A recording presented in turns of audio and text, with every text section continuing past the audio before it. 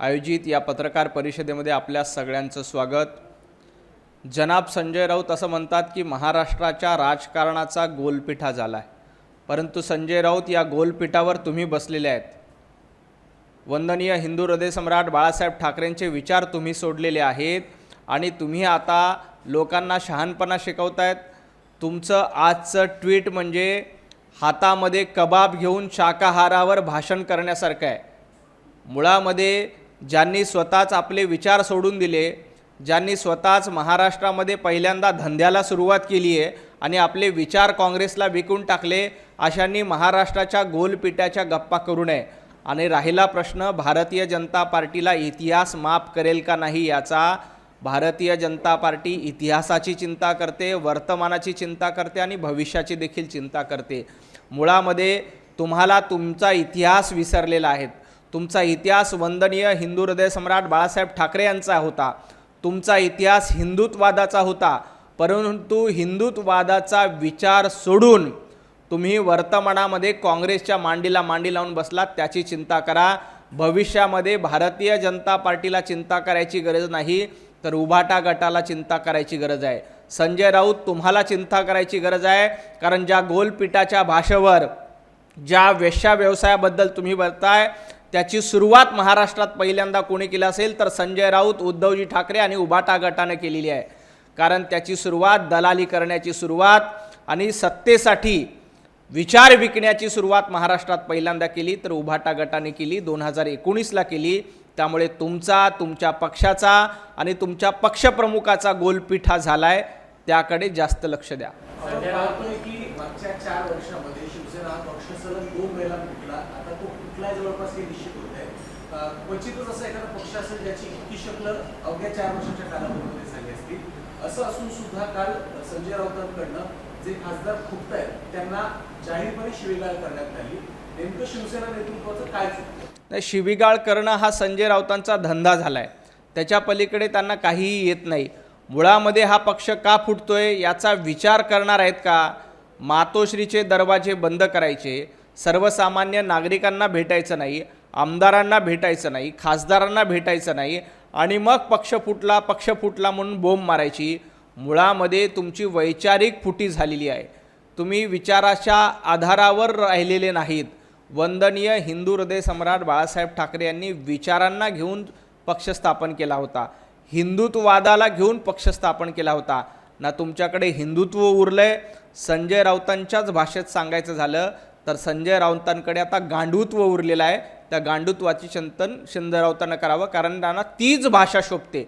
संजय राऊतांना ज्या शब्दात शिवीगाळ करावी लागते तेच गांडूत्व आता संजय राऊतांकडे उरलेलं आहे। संजय राऊत म्हणतात लोकशाहीमध्ये तुम्हाला सत्ता वाटते का, तोडून दाखवा, असं त्यांनी आव्हान केलं। संजय राऊत, तोडफोडीची भाषा तुम्ही करू नका।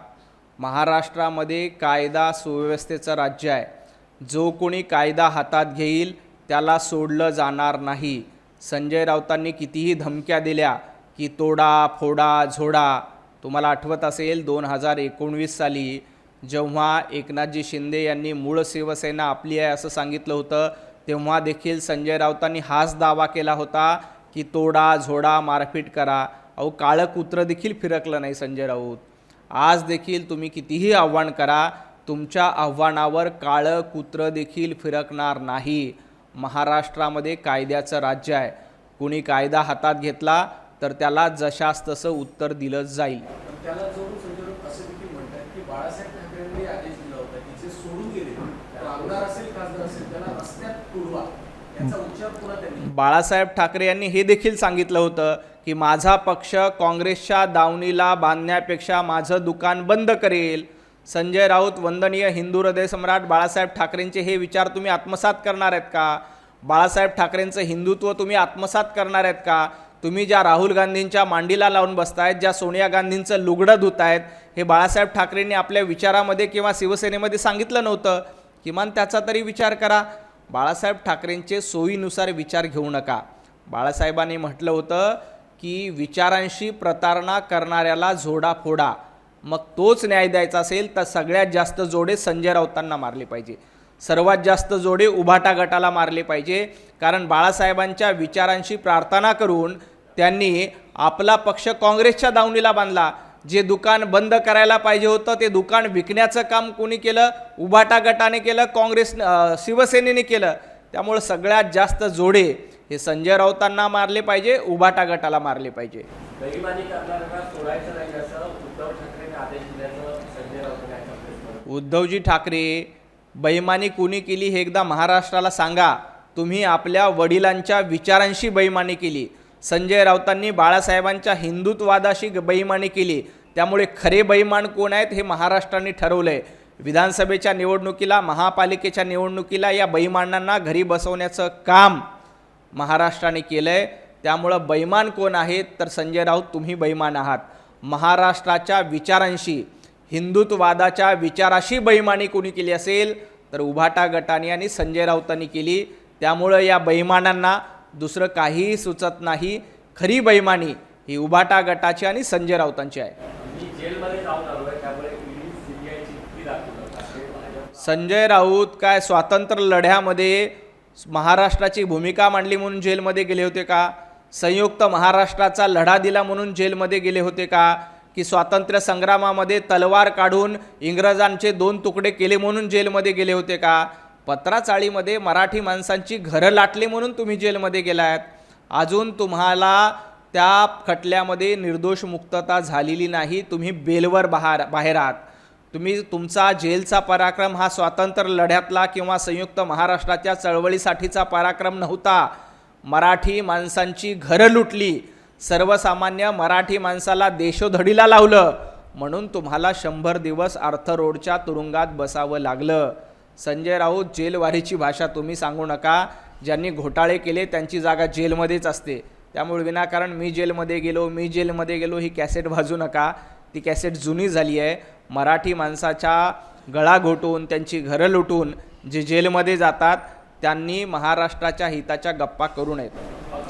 पैशाची प्रलोभन दाखवून पक्ष फोडले जातात. संजय राऊत, तुम्ही नेमकं काँग्रेसकडे सत्तेसाठी जात असताना किती पैसे घेतले होते? राहुल गांधीकडनं किती कोटी रुपये घेतले होते? महाराष्ट्रामध्ये काँग्रेसच्या दावणीला पक्ष बांधण्यासाठी किती हजार कोटी रुपयाची डील केली होती? याचं उत्तर एकदा महाराष्ट्राला दिलं पाहिजे. तुम्हाला ते देता येणार नाही, कारण तुम्हाला माहिती आहे की बेईमानी करणाऱ्यांना याची उत्तरं देता येत नाहीत. पैशांची चिंता उद्धवजींनी करू नये. उद्धवजींकडे किती पैसे आहेत? कोविड काळामध्ये करोडो रुपयाचे घोटाळे केले. सर्वाधिक घोटाळेबाज मुख्यमंत्री म्हणून उद्धवजी ठाकरे यांच्या नावावर रेकॉर्ड आहे. त्यामुळं पैशावर जर का माणसं खरेदी करता आले असते तर उद्धवजी ठाकरे या देशाचे पंतप्रधान झाले असते. एवढा पैसा उद्धवजींकडे आहे. संजय राऊतांकडे एवढा पैसा आहे की संजय राऊत देशाचे गृहमंत्री झाले असते.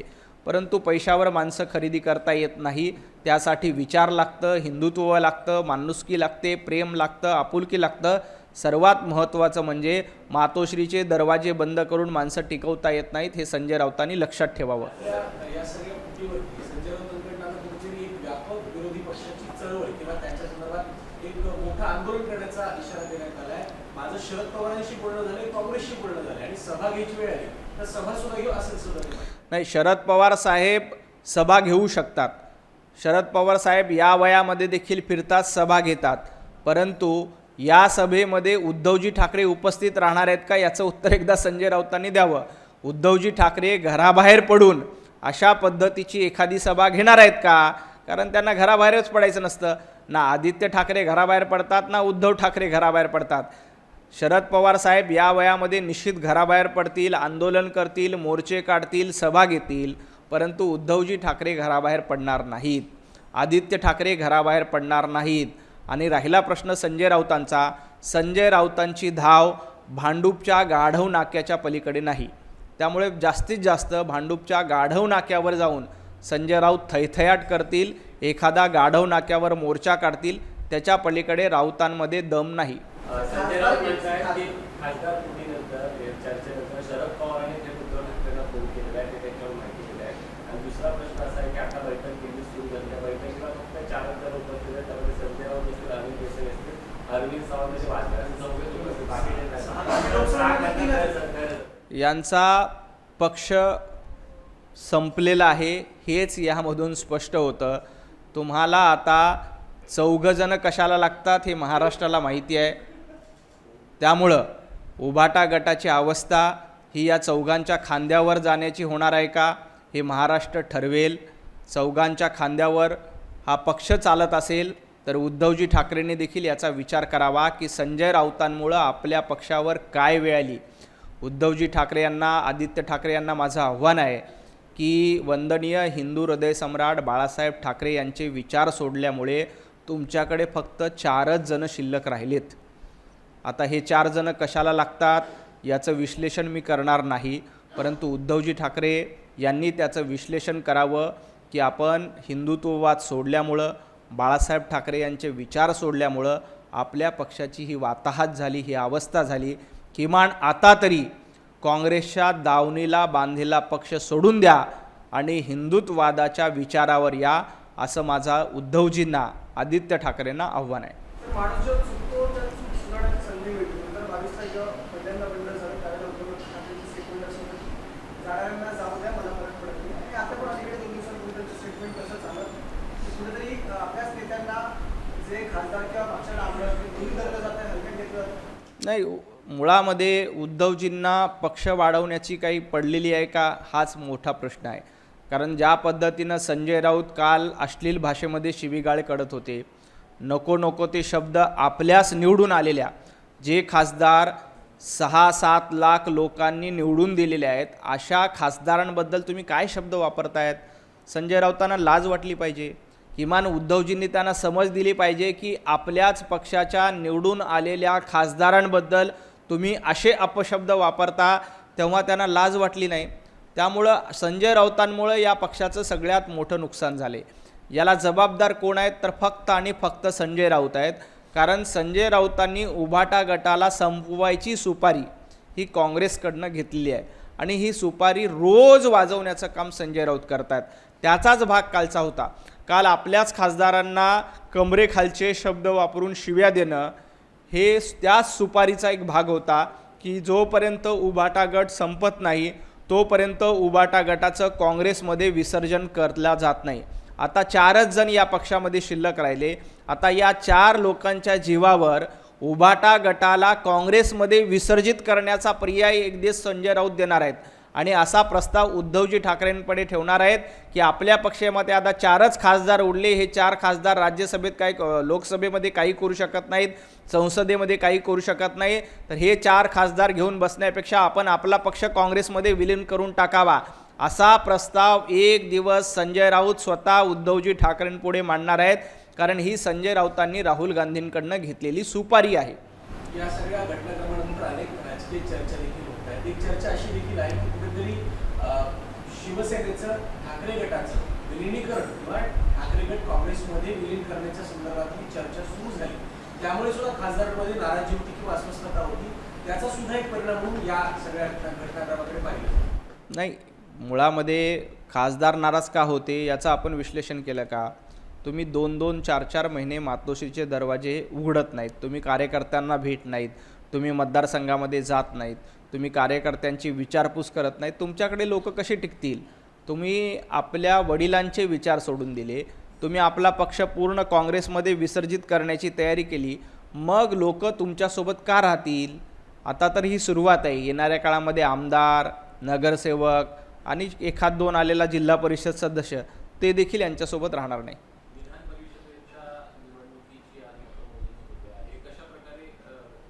विधान परिषदेच्या जागांसाठी आज मतदान आहे.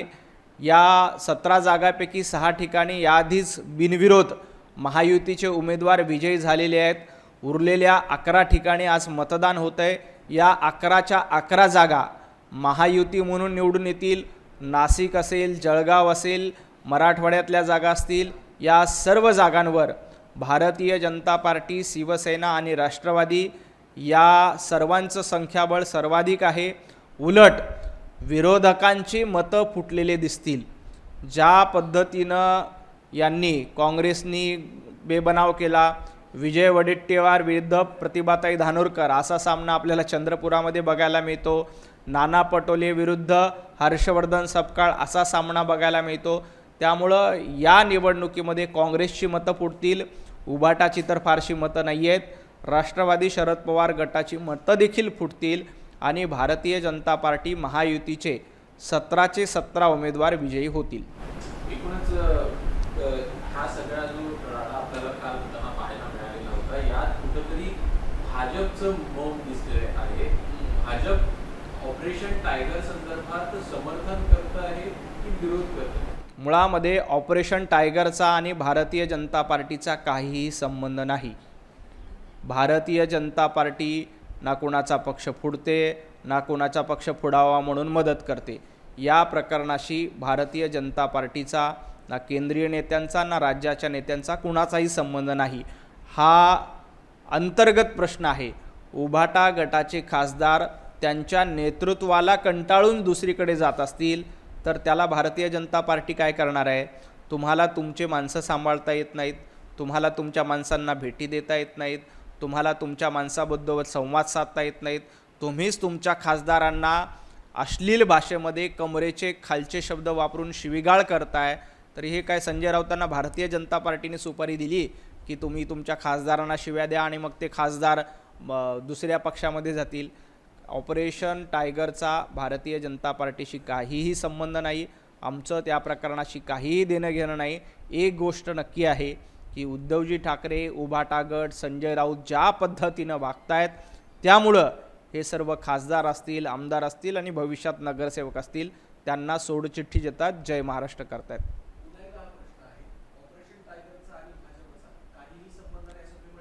पुन्हा एकदा मी सांगतो, ऑपरेशन टायगर असेल, ऑपरेशन अजून कुठलं असेल, याचा भारतीय जनता पार्टीशी काहीही संबंध नाही. मुळामध्ये उबाटा गटाचे खासदार का फुटतायत, उबाटा गटाचे खासदार का सोडून जात आहेत, याचं आत्मपरीक्षण उद्धवजी ठाकरे आणि संजय राऊतांनी करावं. कारण आपल्या पक्षामधली लोक जर का आपल्याला सांभाळता येणार नसतील तर याचं आत्मपरीक्षण भारतीय जनता पार्टी कशी करेल? याचं आत्मपरीक्षण उद्धवजींनी करावे की रोज सकाळी उठून संजय राऊत शिव्या घालतायत, तुमचे लोक कसे सोबत राहतील? त्यामुळे या ऑपरेशनचा आणि भारतीय जनता पार्टीचा दूरान्वयही संबंध नाही. आता हे ऑपरेशन टायगर मुंबई महानगरपालिकेत देखील होणार आहे. शिवसेनेने काही ठाकरे गटाच्या नगरसेवकांना सुरुवात केली. एक ऑपरेशन सक्सेसफुल झालं की दुसरं ऑपरेशन आपोआपच होतं. एक मागच्या वेळेला आठवत असेल तर तुम्हाला 2022ला ऑपरेशन सक्सेसफुल झालं, त्यानंतर आता हे दुसरं ऑपरेशन होतं आहे. हे दुसरं ऑपरेशन सक्सेसफुल झाले की तिसरं ऑपरेशन होतच असतं. तो निसर्गाची प्रक्रिया असते. त्यामुळे येणाऱ्या काळामध्ये अनेक ऑपरेशन होतील. उबाटा गटाकडे आज 4 लोक आहेत, उद्या तेही शिल्लक राहतील का याचा विचार करावा. आणि ही सगळी वेळ उबाटा गटावर संजय राऊतांमुळे आली हे देखील उबाटा गटाने आणि उद्धवजी ठाकरेंनी लक्षात ठेवावं. शेवटचा प्रश्न, 2022ला बंद झालं तेव्हा अनेक आमदार असे होते ज्यांनी खुलेपणाने असं सांगितलं की आम्हाला काही भाजपकडनं काही फोन, बच्चू कडू यांनी स्पष्टपणे जाहीरपणे सांगितलं होतं की देवेंद्र फडणवीस यांनी आम्हाला फोन केला, त्यानंतर आम्ही गेलो, असा त्यांनी दावा केला होता. यावेळेला जर अशी काही आवश्यकता पडली तर मित्रपक्षाच्या वतीला भारतीय जनता पार्टी धावून जाईल? 2022ला मुळामध्ये बंड झालं नव्हतं. 2022ला मूळ शिवसेना, वंदनीय हिंदू हृदय सम्राट बाळासाहेब ठाकरे यांचे विचार असलेली शिवसेना ही शिवसेना म्हणून पुन्हा एकदा अस्तित्वात आली, जी 2019 ते 22मध्ये उद्धवजींनी काँग्रेसच्या दावणीला बांधली होती. त्यामुळे बाळासाहेब ठाकरे यांचे विचार जगवण्यासाठी, हिंदुत्ववाद जगवण्यासाठी मित्राला काही मदतीची गरज असेल तर भारतीय जनता पार्टी हिंदुत्वासाठीच काम करते. आम्ही सातत्यानं हिंदुत्वासाठी काम करत राहणार आहोत. खूप खूप धन्यवाद. एबीपी माझा, उघडा डोळे बघा नीट.